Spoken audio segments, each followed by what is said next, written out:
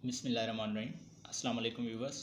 आज की हम इस वीडियो में डिस्कस करेंगे मेटाबॉलिक डिजीज़ के बारे में, जिसमें आज का हमारा मेनली फोकस जो है वो कीटोसिस और एसिटोनीमिया पर रहेगा।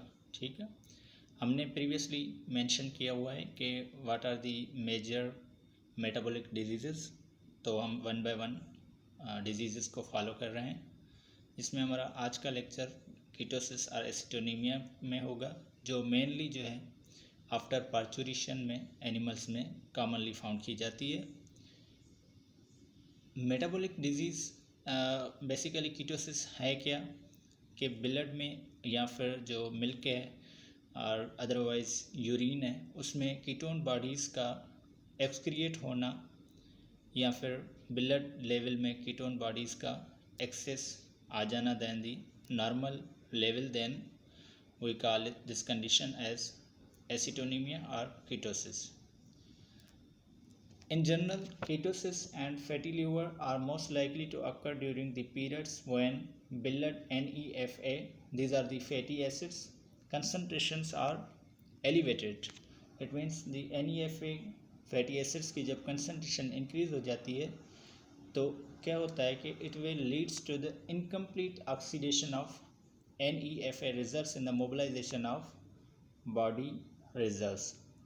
तो जब NEFA की कंसनट्रेशन एलिवेट हो जाती है तो फिर इनकी मेटाबॉलिज्म जो है वो कंप्लीट नहीं हो पाती।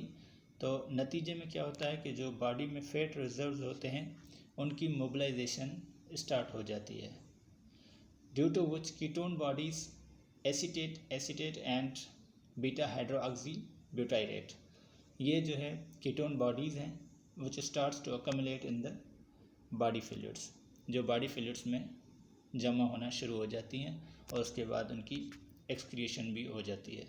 तो इसकी वजह से हम इसको कीटोसिस कहते हैं। अगर हम इसके काजेस की बात करें तो this disease occurs during postpartum, जब एनर्जी लेवल बिल्कुल लो हो जाती है पार्चुरेशन के बाद, ठीक है, for the secretion of cholesterol and milk production, तो वहाँ पर कार्बोहाइड्रेट्स यानी कि ब्लड शुगर लेवल बिल्कुल लो हो जाती है। तो ब्लड शुगर लेवल का लो हो जाना तो इट मीन्स के फैट जो रिज़र्व होगा, फैट्स में जो है कीटोन बॉडीज़ होती हैं, ठीक है, तो उनका जो है मोबिलाइजेशन स्टार्ट होती है। लेकिन मसला ये होता है कि जब मोबिलाइजेशन हो गई तो उसके बाद उसकी फिर मेटाबॉलिज्म कंप्लीट नहीं हो पा रही, ठीक है, तो उसमें कीटोन बॉडीज़ जो है वो फ्लूइड्स में अकमुलेट होना शुरू हो जाएंगे। और otherwise high energy demand pulls down the fat reserves rapidly, तो एनर्जी की डिमांड्स जब है बढ़ जाती हैं कि फॉर दी जब के हीफर वगैरह होते हैं या फिर लार्ज एनिमल्स, तो उनमें मिल्क प्रोडक्शन की वजह से जो है एनर्जी की डिमांड होती है for the production of milk, तो वहाँ पर नेगेटिव एनर्जी चली जाती है। तो negative energy leads to the ketosis due to mobilisation of body fats. अच्छा, ये तो हो गई डिजीज़ कीटोसिस। उसके बाद सिम्टम्स कौन से होंगे कि हम कैसे डिफ्रेंशिएट करेंगे आपके this is the ketosis. So number first is loss of appetite और anorexia and acetone, this is the major or unique sign of the ketosis. There will be the acetone order from the milk, urine and breath. जब वो animal breathe करेंगे तो आपको acetone यानी कि sweetish chloroform like order आएगी, तो आपने समझ जाना है कि this animal is suffering from the ketosis. ये मेनली एक डिफरेंशियल डायग्नोस्टिक कैरेक्टरिस्टिक होता है। और उसके बाद फिर अगर ज़्यादा दिन तक जो है क्रोनिक केस हो गया तो फिर वेट लॉस भी होगी and lack of coordination and then reduced milk yield, 3 to 7% milk की रिडक्शन हो सकती है if animal is suffering from the ketosis. Now what is the diagnosis. Diagnosis करने के लिए पहले तो आपने क्लिनिकल एग्जामिनेशन करनी है और उसके बाद स्मेल ऑफ ब्रीथ से आप अंदाज़ा लगा सकते हैं अगर आपका एक्सपीरियंस है तो। उसके बाद कीटो स्टिक्स और कीमो स्ट्रिप्स अवेलेबल होती हैं। Looking for other problems just like mastitis, indigestion etcetera. तो मेस्टाइटिस या फिर इंडाइजेशन वगैरह हो जाती है तो उसमें भी एनिमल जो है एनोरेक्सिया में चला जाता है, या फिर इंडाइजेशन में ये होता है कि एनर्जी प्रोडक्शन नहीं होती तो वो नेगेटिव एनर्जी की तरफ चला जाता है ना। तो उसमें भी बॉडी फैट रिजल्ट्स जो है उनकी मेटाबॉलिज्म यानी कि मोबिलाइजेशन स्टार्ट हो जाती है। लेकिन होना ये होता है कि वो जो बॉडी फैट्स जो है डाइजेस्ट मोबिलाइजेशन हो रही है तो उनको कम्प्लीटली जो है थ्रू 2 फेजेस ऑफ मेटाबॉलिज्म में जाना होता है, लेकिन उनकी मोबिलाइजेशन इतनी स्पीड अप होती है कि उनकी मेटाबॉलिज्म कंप्लीट नहीं हो पाती है। तो उनमें जो कीटोन बॉडीज़ बचती हैं वो फिर बॉडी फ्लूइड्स में एक्युमुलेट होना शुरू हो जाती हैं, जिसकी वजह से जो है स्मेल आना शुरू हो जाती है मिल्क में, यूरिन में एंड ब्रीथ में। ठीक है, तो उसके लिए भी आपको चेकअप करना पड़ेगा कि अगर इंडाइजेशन है तो आप डायरेक्टली कीटोसिस को ट्रीट नहीं करेंगे, पहले इंडाइजेशन को ट्रीट करेंगे तो उसके बाद कीटोसिस से बचा जा सकता है। इंडाइजेशन खुद जो है एक मेटाबॉलिक डिजीज़ है, और हम पहले भी डिस्कस कर चुके हैं कि मेटाबॉलिक डिजीज़ को जल्दी में आप बिल्कुल भी नहीं करनी, उसके रूट काज तक जाना है। ठीक है, क्योंकि एक काज को मतलब आपने अंदाज़ा लगाया कि ये कीटोसिस है, अफन हो सकती है कि वो कीटोसिस भी हो, लेकिन उसके साथ साथ हो सकता है कि इंडाइजेशन की वजह से कीटोसिस हुई हो या फिर मिल्क प्रोडक्शन की वजह से नहीं हुई हो, तो उसको आपने स्पेसिफिकली डायग्नोस करना है, उसके बाद ट्रीटमेंट अप्लाई करनी है। अच्छा, जनरली यहाँ पर एक ट्रीटमेंट जो मिली मुझे वो मैंने यहाँ पर डिस्क्राइब की है, लेकिन बेस्ट मेथड ये है कि अगर आपका कोई वेटनेरियन आपके आसपास में है तो पहले आप उसको एनिमल दिखाएंगे और उसके बाद जो है आपने कोई भी ट्रीटमेंट लेनी है। लेकिन एज़ पर थ्योरेटिकल अंडरस्टैंडिंग के लिए, जस्ट फॉर अंडरस्टैंडिंग, मैंने यहाँ पर जो मिली है वो लिखी है कि उस एनिमल को 500 ml जो है डेक्सट्रोज देंगे intravenous fluid to maintain the energy level. उसके बाद ग्लूकोकॉर्टिकॉइड्स देंगे, नियासिन देंगे as a supplement 3 to 12 grams per day, या फिर प्रोपाइलिन ग्लाइकोल ओरल 7 दिन तक दे सकते हैं, which increase the glucose and reduces the insulin and fat mobilisation. Otherwise इसका बेस्ट मेथड ये भी है कि animal can also be prevented by ketosis by treating the fresh cow diseases and avoiding over conditioning by adjusting the diet and concentrates. तो यहाँ पर हमें एक काज और मिला कि एनिमल को अगर बॉडी कंडीशन स्कोर जो है वो हाई है तो वो हो सकता है कि उसमें भी कीटोसिस के चांसेस बढ़ जाते हैं, क्योंकि वहाँ पर फैट रिजर्व्स ज़्यादा होती है।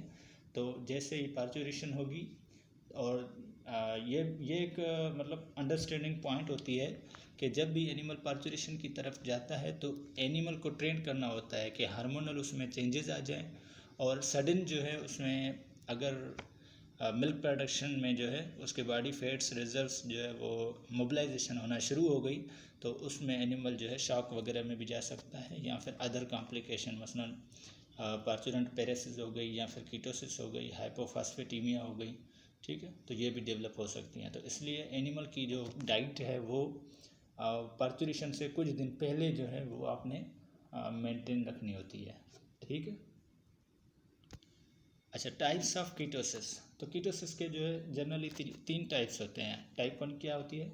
Sudden drop in energy intake due to under feeding और adverse weather conditions that prevent proper forage intake. एक तो अंडर फीडिंग की वजह से होती है। नंबर टाइप 2 क्या होती है? Post coming when a cow is metabolising excess fat to keep up with milk production. ठीक है, तो ये हम ऑलरेडी मेंशन कर चुके हैं। और टाइप 3 में क्या होती है? silage ketosis, which occurs when a cow ingests inferior quality silage, which means that हम पहले डिस्कस क्या कर चुके हैं कि इंडाइजेशन की वजह से which underwent secondary fermentation। ठीक है। अच्छा, ये जो है एक मतलब ऐसा कह सकते हैं कि पैथोजेनेसिस, ठीक है, ऑफ कीटोसिस। कीटोसिस की पैथोजेनेसिस क्या है कि नंबर 1 आपने क्या है? Insufficient ruminal production of propionic acid. अच्छा, फीड इंटेक जो है वो कम हुई, does not meet energy demand. अगर यहाँ से आप शुरू करें साइकिल को, ठीक है। Feed intake does not need the energy demand जो है वो फीड इनटेक पूरी नहीं कर सका, तो उसमें रिजल्ट में क्या होगा कि प्रोपियोनिक एसिड की प्रोडक्शन कम हो जाएगी। तो प्रोपियोनिक एसिड जो है वो क्या होता है, as a precursor of the glucose काम करता है ना, ठीक है। तो जब ग्लूकोज की प्रोडक्शन नहीं होती तो क्या होगा, अल्टीमेटली शी बिकम्स हाइपोग्लाइसेमिक, मतलब ग्लूकोज की ब्लड में कंसंट्रेशन, ब्लड शुगर जो है लेवल वो डाउन पर चली जाएगी, ठीक है। जैसे हमने प्रीवियस वीडियो में पढ़ा था कि ग्लूकोज की लेवल कितनी होती है, 30 to 35 मिलीग्राम्स पर डेसीलीटर इन काउज में होती है, ठीक है। उसके बाद जो है हाइपोग्लाइसेमिया हो गई, तो उसके बाद क्या होगा, the low blood sugar makes her metabolise the fatty acids and glycerol supplies, ठीक है। तो जब एनर्जी ग्लूकोज लेवल कम हो गई तो क्या होगा कि बॉडी में फैट जो रिजर्व है उसकी मेटाबॉलिज्म शुरू हो जाएगी, तो उसमें फिर क्या होगा, fatty acids and glycerol are oxidised to form acetyl collide.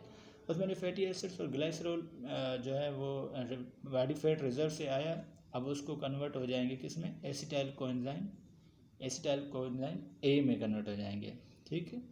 Otherwise और अदर साइड से क्या होगा कि lack of energy, liver can not cope with diseases. तो इसमें क्या होगा कि excess of acetyl co A due to lack of energy, so it is converted to ketone bodies.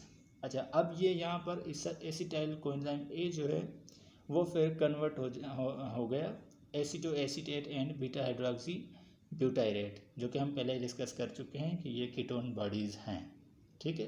तो अल्टीमेटली जब ब्लड में इन दो चीज़ों की यानी कि aceto acetate and beta hydroxy butyrate की कंसंट्रेशन बढ़ेगी तो इस कंडीशन को हम क्या कहेंगे, कीटोसिस, ठीक है। which means that ketone bodies accumulate and excreted in the milk and urine, तो यूरिन एंड मिल्क में एक्सक्रिएट होना शुरू हो जाएंगे, ठीक है। तो आज का हमारा लेक्चर यही था और उम्मीद करते हैं कि आपको समझ में आ गया होगा। Thank you very much, next video में मिलते हैं।